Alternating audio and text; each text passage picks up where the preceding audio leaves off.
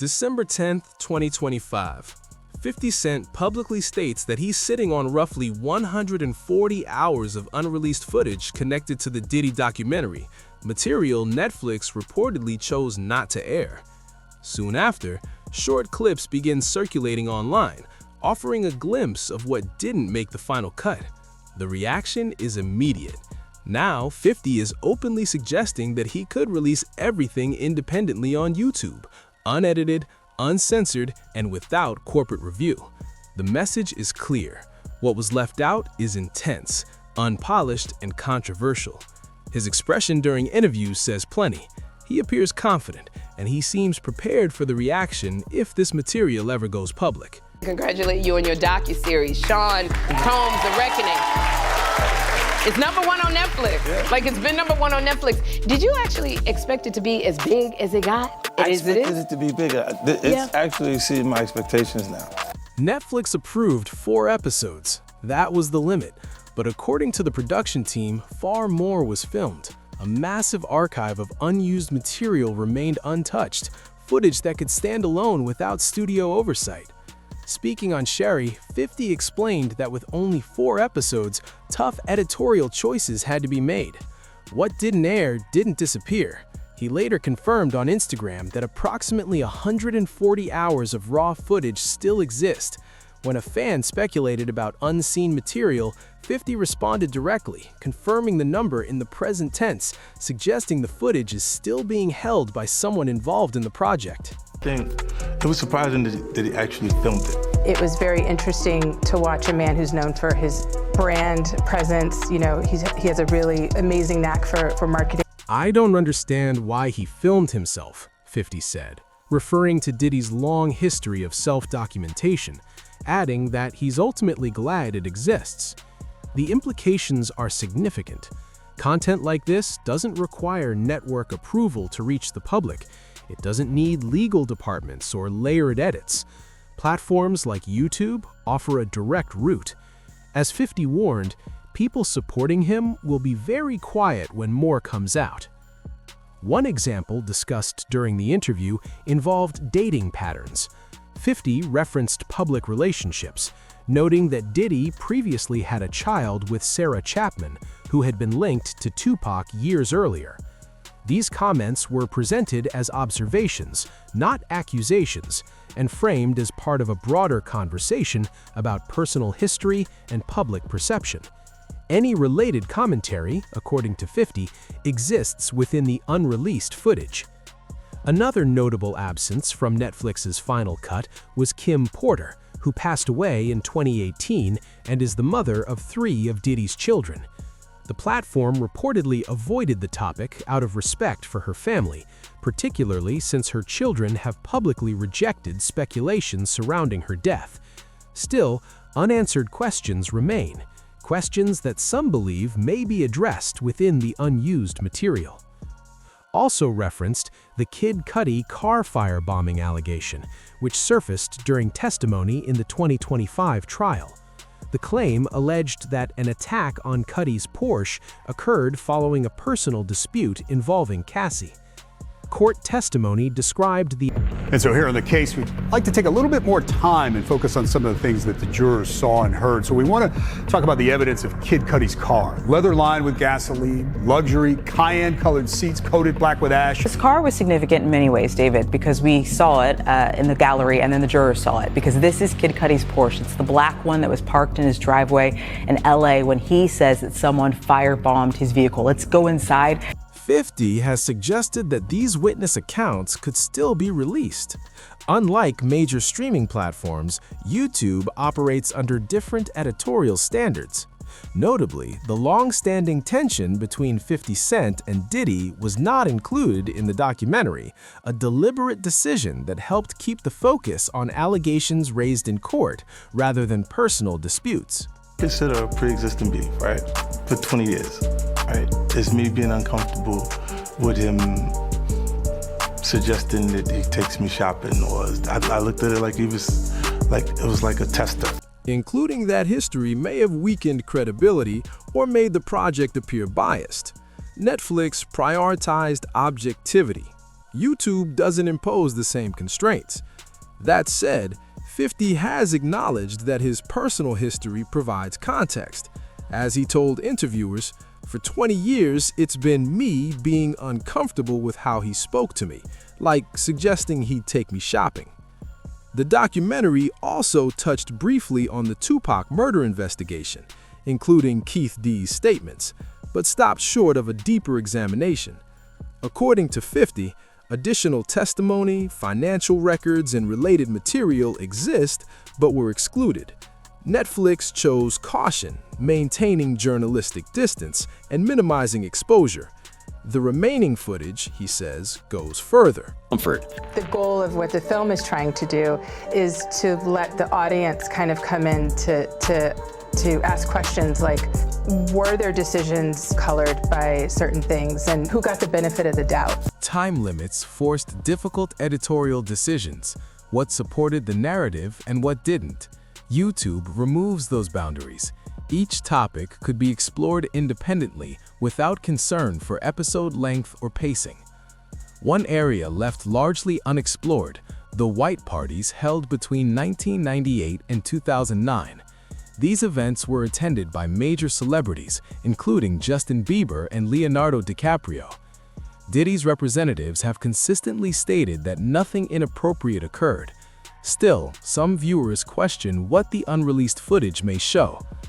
Cassie's testimony during the 2025 trial spanned 4 days and included allegations of abuse, coercion, and non-consensual recording. She described using substances to emotionally detach during certain encounters. None of this was included in Netflix's version, likely due to how recent, sensitive, and legally complex the testimony remains. The transcripts are public record, however, and could be discussed in full elsewhere.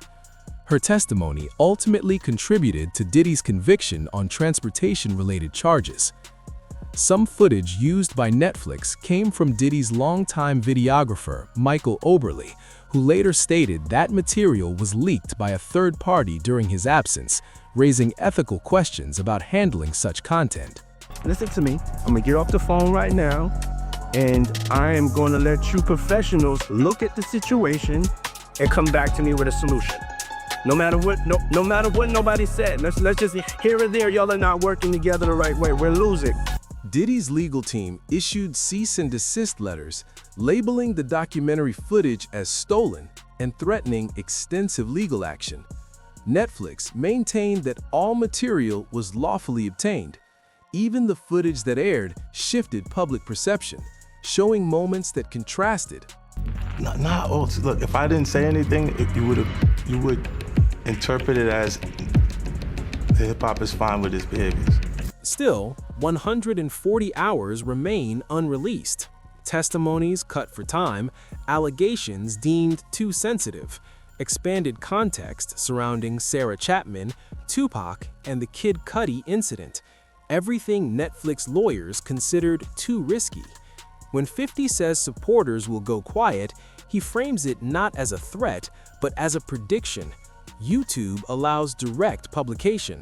No network approvals, no corporate risk management, just the audience deciding for themselves. December 10th, 2025 may become a turning point. 50 Cent appears to be holding what many describe as a last resort option, the full archive untouched. He has repeatedly hinted that the vault exists and that the footage is authentic.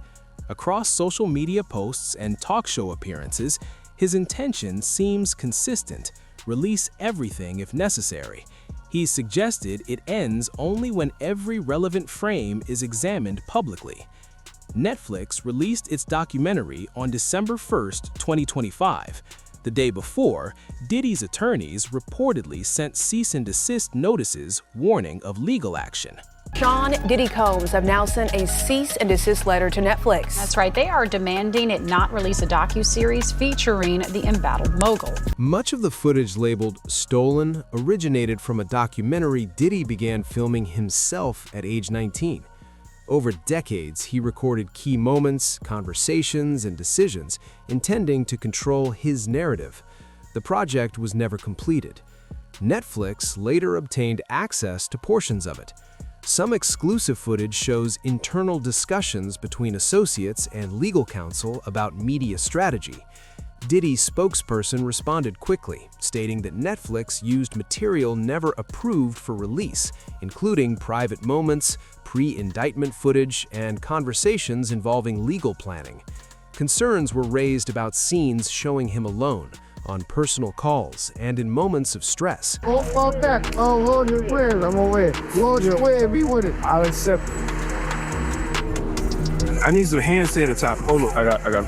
One segment was filmed on September 10, 2024, 6 days before Diddy's federal arrest in Manhattan. By then, the investigation was underway. He reportedly believed charges were imminent and continued documenting events, apparently intending to preserve his own version of the story. Some footage includes calls with attorney Mark Agnifilo discussing public perception. I want to have a life to be able to live. You know, it's really going to be hard for me to take more hits than I take it. God forbid, get in front of a jury and have a chance. Attorney-client privilege becomes complicated when third parties record and retain ownership of footage. Legal experts note that such situations often depend on who controlled the recording and how it was obtained. Diddy's legal team argues the footage in question came from an unfinished project. According to them, material had been collected since he was around 19 years old and was intended for a documentary he would personally oversee. That project was never completed before his arrest, which, they claim, created a legal gray area that Netflix later relied on. I've listened. I've been a superb client, as you said. I jumped on the plane. I'm coming to New York, but I'm just running around waiting for a shoe to drop. Because you may just be a person that you just may watch CNN. So you at the wrong place looking to see what the people with the possible jurors are thinking. They also maintain that no rights were ever transferred to Netflix. The footage was created for a different purpose, under an arrangement that was never finalized. A freelance videographer retained physical possession of the material, and legal analysts note that if payment was never completed, ownership questions become more complicated. On December 1st, just hours before the Netflix premiere, a cease and desist letter was issued. The language was firm and direct. Representatives for Mr. Combs signaled they were prepared to pursue legal action, similar to prior warnings made toward NBC Universal. Netflix, however, proceeded as planned. A spokesperson for Combs accused Netflix of using, quote, stolen footage that was never authorized for release in what they called a shameful hit piece. A statement from the docuseries director says the filmmaking team obtained the footage legally. Why didn't that effort stop the release? Netflix is a multi-billion-dollar company with extensive legal teams that review and clear content frame by frame. Previously, Diddy filed a $100 million lawsuit against NBC Universal over a Peacock documentary. Observers note a pattern. Legal challenges often follow documentary releases. In this case, Netflix maintains the footage was lawfully obtained. So if Diddy never signed paperwork, he was like, no, I'm gonna get you when I get you. Yeah, that's right. Now Diddy never gave him $1. Now Diddy went to jail. He's holding all this footage. 50 goes, I'd like that footage. All right, how much, bud? Yeah. Diddy's camp described Netflix's actions as unfair and unlawful, arguing the platform misused work tied to him. Ultimately, courts focus on ownership. The footage reportedly spans decades, including music sessions, major life moments, business dealings, celebrations, conflicts, and personal interactions. Some content references alleged wrongdoing, which is presented as claims, not established facts. 50 Cent has stated publicly that far more material exists than could fit into a 4-episode series. Yeah, well, everything couldn't make it was 4 episodes. Right. So it was a lot. You had to pick and choose things. Like even in an area where he chooses to date people who he knows previously dated someone. Some viewers questioned whether Netflix intentionally held back certain material, possibly because specific topics were too sensitive or legally risky to include. Despite the objections, Netflix released the documentary on December 2nd. Threats alone did not halt distribution. Shortly after, on December 10th, Michael Oberle publicly identified himself as a longtime documentarian for Sean Combs, saying he had worked on a profile of the mogul for over 2 years. He clarified that while the disputed footage originated from that project, he did not release it himself. A third party reportedly filmed additional material during a short period when Oberle was out of state. He described the situation as unethical, arguing that footage intended for one project was repurposed to support another narrative. Netflix has stated the material was legally cleared and transferred, which is reflected in public records.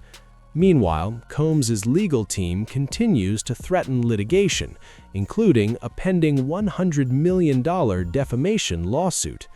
Commentators note a recurring pattern. Legal threats are issued broadly, lawsuits are filed selectively, and outcomes have varied. The documentary relies on recorded statements and archival material attributed to Diddy himself, not new accusations. While legal arguments continue, the footage has already been widely viewed, and legal actions cannot undo that exposure. References in the cease and desist letter to industry figures and legacies did not stop the release. With Diddy now in federal custody, some analysts argue the documentary footage could carry significant legal and reputational implications. I think it was surprising that he actually filmed it. It was very interesting to watch a man who's known for his brand presence. You know, he has a really amazing knack for marketing and all of that, and how he was sort of taking that into account in how he was coming off to the... On December 11th, 2025, the 50 Cent produced Netflix documentary reportedly launched worldwide and reached tens of millions of views within 2 weeks. 50 Cent has claimed he possesses roughly 140 hours of unused footage. He has suggested that this material could be released independently on YouTube, outside traditional corporate oversight. Unlike a streaming platform, YouTube imposes fewer editorial layers, which some see as a major shift in strategy. YouTube represents a very different environment. There are no network notes, fewer internal review processes, and no corporate legal teams shaping the final message. According to 50 Cent, any future releases would focus on documents, testimony, and archived material, as he deems appropriate. Netflix, by contrast, must answer to shareholders, standards departments, and advertisers. Online platforms allow full control over timing, format, and pacing, whether material is released all at once or gradually over months. G-Unit Film and Television operates independently, without a major corporate distribution partner. That gives 50 Cent full creative control. He has indicated he is prepared for potential legal challenges, repeatedly stating that documented evidence and testimony form the basis of his position. Producers involved have said certain content was removed from the Netflix version due to standards and legal concerns. They claim some allegations were too graphic or sensitive for mainstream streaming. The documentary referenced prior confessions, named individuals, and financial connections, all framed as allegations or historical claims, not proven conclusions. Yeah, I can see how Pac felt like they had something to do with the setup, man. But speaking of Puffy, right, how do you feel about the rumor that Puffy, he gave a guy named Eric Von Zip a check for $1 million to give to Keefe D to kill Tupac? The Netflix series did not include the full scope of certain individuals' alleged involvement, nor did it present complete financial documentation or every witness account that reportedly exists. Participants described genuine emotion and long-standing pain connected to events dating back decades. 50 Cent has suggested additional testimony exists concerning September 7, 1996, though such material has not been independently reviewed by the public. I mean, it's all f***ed up. It was a setup. It was a plot to murder my brother. I feel f***ed up about it. I don't know that nigga, but I ain't got no love for none of them. Straight up. Psych was a Crip. Psych was an IVC Inglewood Village Crip. you know, and he hung around, would be around other Crips. So that's how, you know. Claims of deeper gang-related connections were largely absent from the Netflix cut. Allegations involving affiliations between record labels and street organizations are said to appear in unreleased material. Suge Knight, who survived the Las Vegas shooting while Tupac Shakur did not, has previously spoken about his version of events. Puff and Suge had a conversation behind the House of Blues about was we all right, and Tupac was alive. There are reports of conversations taking place behind the House of Blues while Tupac was still alive, raising questions about the public narrative of an all-out war. Some argue that Suge Knight's account could complicate the traditional East Coast-West Coast storyline. 50 Cent has claimed to possess prison interview footage with Knight that was not included in the Netflix series. Well, it wasn't no East Coast war, bruh. It wasn't no East Coast war.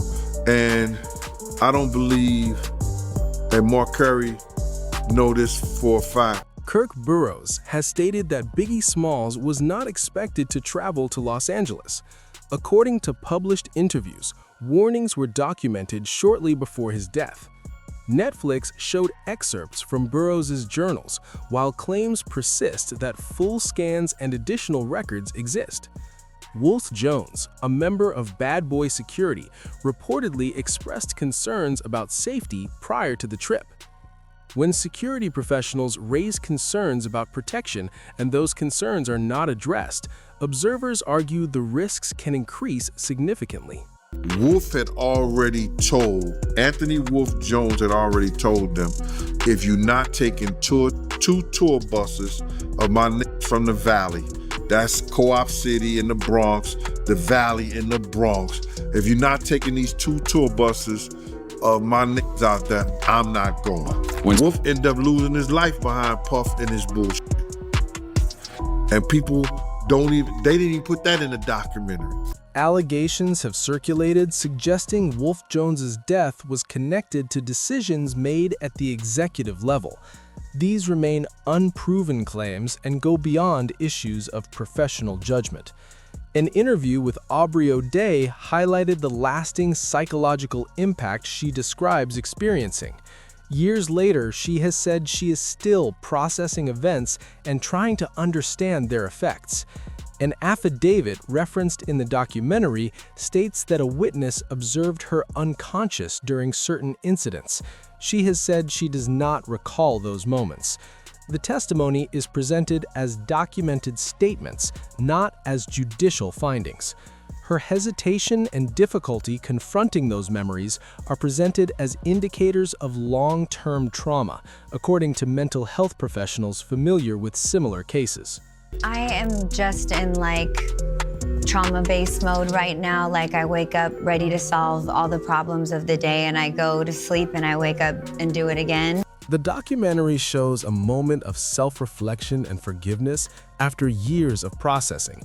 While Netflix included limited excerpts, claims remain that additional testimony, witnesses, and documentation exist beyond what was aired. 50 Cent has stated that more testimony from other women may exist. He has suggested that releasing material online could encourage others to come forward. Unlike streaming platforms, online clips can circulate indefinitely, be reposted, and embedded across social media. While the Netflix documentary reached a massive audience quickly, a viral online release could potentially spread even further. Supporters view this strategy as deliberate pressure. With Diddy currently incarcerated, some argue the release of legally obtained material could influence public opinion and possibly prompt renewed scrutiny. Legal experts note that lawfully acquired content is difficult to suppress after publication, and NDAs generally do not apply to criminal matters. As of December 11, 2025, no release schedule has been announced. According to industry insiders, many believe the question is no longer if more footage will surface, but when and how much impact it may have.